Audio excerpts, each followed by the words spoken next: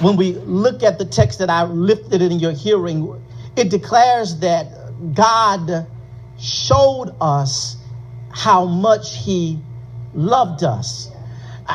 First thing that I want to raise to you in this whole thing of talking about relationship is that love is not idealistic. Love is not something that I just think of, I conjure up, I fantasize about, but love is tangible. Notice what the Bible declares. It said, and God showed us his love. You ain't with me now, but you'll get there in a little bit. He says he showed me. Look at somebody, tell them, show me the love. Love is not something that you can just talk about. Love isn't something that you can sit here and tell me you have for me if our relationship is going to work right. Love has to be something that is displayed and shown. And the Bible says God showed us love.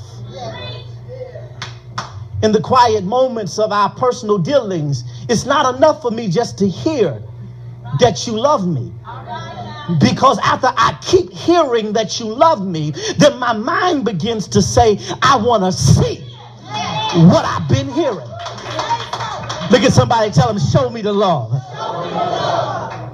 So the text, it declares that God shows us an example of what we're supposed to be like when the Bible says he shows love.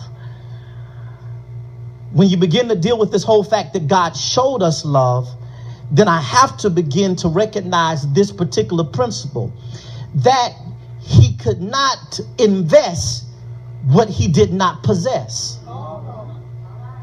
See, there's a whole bunch of people who will talk love. And Cedric is nothing more than just talk. They really don't possess it. They can talk what they don't have. And that's why what they say have no evidence.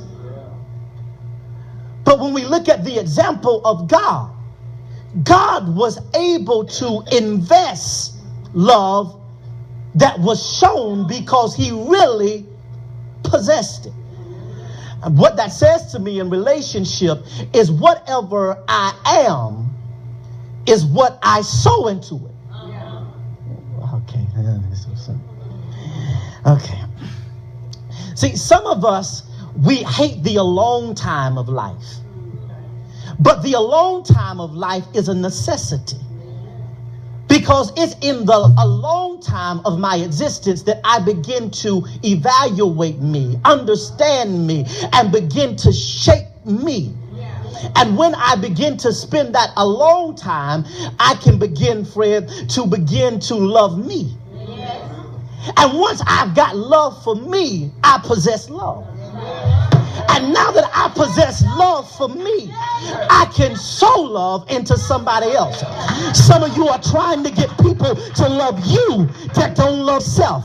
And the principle of the word lets us know that I cannot invest what I do not possess. Every now and then you've got to back up from some folk, even though you love them, and say, you spend some time with you, because you got to fall in love with you before you can love me the right way. Now somebody finding that hard to deal with, but the Bible declares this. It says, love your neighbor like you love yourself. So if you don't love you right, you can't love me right. If you sitting in the mirror talking about I ain't nothing but a fool, then you can't love me right. If you're sitting in the mirror talking about I can't never get nothing right, I'll never amount to anything, then you can't love me right, because you don't know how to love you right.